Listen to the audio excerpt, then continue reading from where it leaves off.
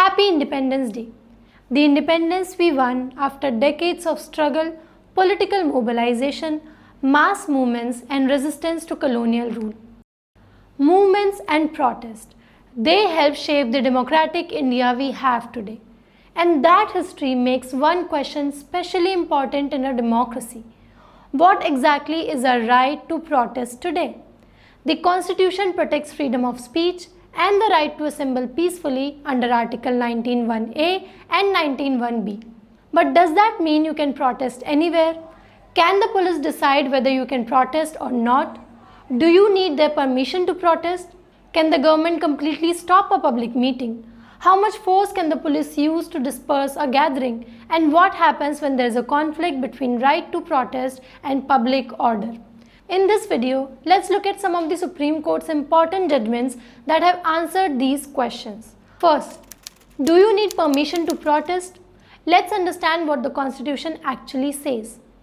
Article 19(1)(a) protects freedom of speech and expression. Article 19(1)(b) gives citizens the right to assemble peacefully and without arms.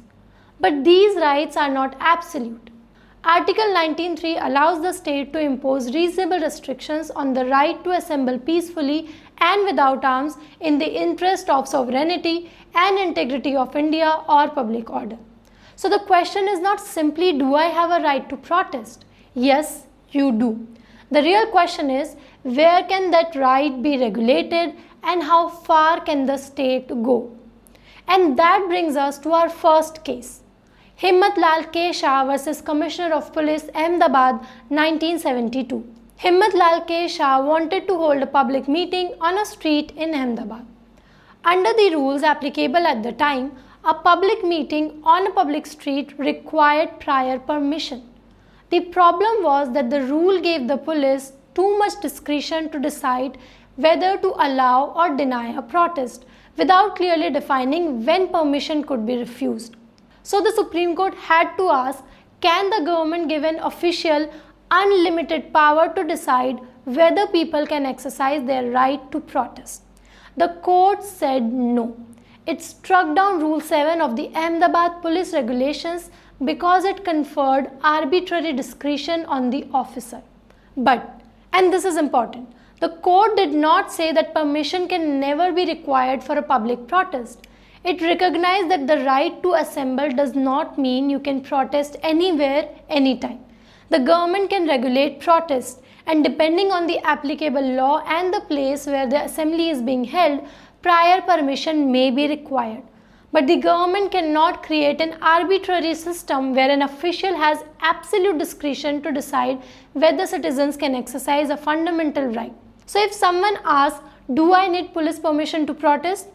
Well, you can answer, you don't need police permission for every protest merely because you are protesting. But if the law applicable to that place requires prior permission for the assembly, you must obtain it. And the police cannot have arbitrary discretion to grant or deny that permission. The important distinction is, regulation is allowed, arbitrary control is not. And now comes the bigger question. Can you protest anywhere? Because even if you have the right to protest, does that mean you can choose any location? The Supreme Court has dealt with this question in two particularly important cases. Mazdoor Kisan Shakti Sangathan versus Union of India 2018 and Amit Sahni versus Commissioner of Police 2020, also known as Shaheen Bagh case. For years, Jantar Mantar has been used for demonstrations. But residents complain about prolonged protest, noise, obstruction, sanitation problems and difficulties accessing their homes. The National Green Tribunal had ordered a ban on demonstrations at Jantar Mantar. At the same time, repeated orders under Section 144 of the CRPC had restricted public meetings, dharnas and demonstrations in the parts of central Delhi. In 2018, the Mazdoor Kisan Shakti Sangathan or MKSS challenged these restrictions before the Supreme Court, and this created a difficult constitutional balance. On one side, the right to protest, and on the other, the rights and interests of residents and the public. The court observed that protest could be allowed in a guarded and regulated manner while ensuring that residents did not suffer unreasonable inconvenience. It directed the Commissioner of Police, New Delhi, in consultation with the concerned authorities, to frame appropriate guidelines regulating protests and demonstrations in the Jantar Mantar and Boat Club areas. So the principle is, the right to protest does not exist in isolation from the rights of everyone else. But equally, inconvenience does not automatically justify eliminating the right to peaceful protest. The state has to regulate and balance. Now this brings us to Shaheen Bagh case. During the protest against the Citizenship Amendment Act, protesters occupied a stretch of public road at Shaheen Bagh in Delhi. The dispute eventually reached the Supreme Court. The court drew a line when it came to use of public spaces. It held that public ways and public spaces cannot be occupied indefinitely in a manner that causes grave inconvenience to commuters. The court said demonstrations expressing dissent have to take place in designated places rather than by indefinitely blocking public ways. The state can regulate the location and manner of protest, but that regulation has to balance the right to dissent with the rights of other citizens. And there is a very important development in this debate today. Jantar Mantar has long been treated as Delhi's principal site for demonstrations, but its status as a protest venue is now itself being questioned.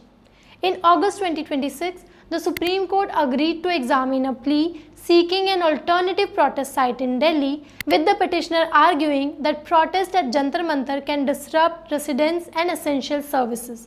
The court has sought responses from the Delhi government and Delhi police. The Delhi High Court has also recently questioned why Jantar Mantar continues to be used as the designated site for protest and whether concentrating demonstrations in a central part of Delhi causes undue inconvenience to the wider public. So the debate today is not simply whether people have a right to protest.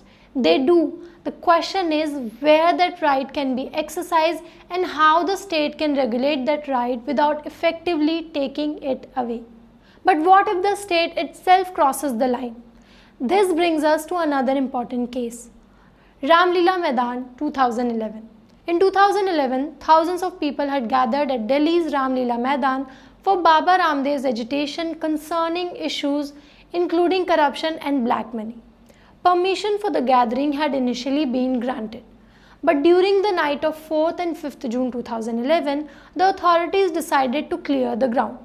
The police used force, including tear gas and lathi charge. Many people in the gathering were sleeping at the time. The incident resulted in numerous injuries. A woman named Rajbala, who was present at the gathering, later died from injuries sustained during the operation. The Supreme Court took suo motu cognizance of the incident, and this case raised a much bigger constitutional question.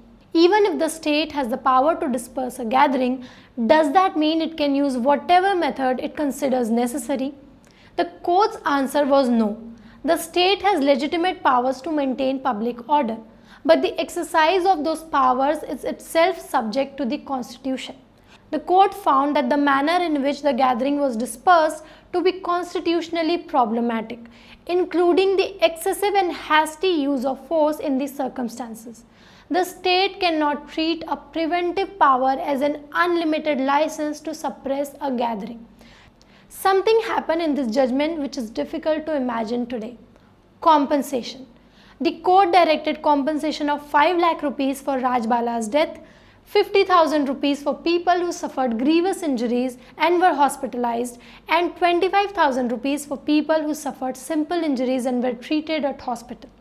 The court directed that 25% of the compensation in cases of death and grievous injury would be paid by the Ramlila Maidan Trust because the court found the trust had contributory negligence. The trust was to pay that amount to the Commissioner of Police, who would then issue the check for the full compensation to the injured person and the family of the deceased. Respondent number 4, Bharat Swabhiman Trust, has been held guilty of contributory negligence. It has been held that Baba Ramdev ought to have requested the gathering to disperse peacefully and leave the Ramlila Maidan. So Ramlila Maidan gives us one more crucial lesson. Even when the state is maintaining public order, the state itself remains bound by constitutional limits. The court also directed action concerning members of the gathering who were alleged to have engaged in acts such as brickbatting and damage to property, while also directing action against police personnel accused of criminal conduct. So in conclusion, you have a constitutional right to peaceful assembly and expression, but that right is not absolute. The state can regulate protest, but those restrictions must have a legal basis and satisfy constitutional requirements. The state cannot give an official arbitrary discretion to decide whether citizens may exercise their fundamental rights. In addition, you cannot claim an unlimited right to occupy public roads or spaces indefinitely. At the same time, the state cannot simply use inconvenience as a reason to eliminate peaceful dissent altogether. And if the state decides that the gathering has to be dispersed, the manner and force used must also comply with constitutional and legal limits. The Constitution protects the rights to dissent, but it also regulates the manner in which that dissent can be exercised. After all, in a democracy, a protest is not just a crowd on a road. It is the people who believe that something is wrong and who still believe that their voices can make a difference. Every democracy will have disagreement. There will be anger, inconvenience, confrontation, and sometimes even chaos. But the answer to disagreement cannot be to make dissent disappear. That is democracy. Do you think the right to protest is clearly defined in the Constitution? Tell us in the comment box, and if you find this video informative, share it with more people.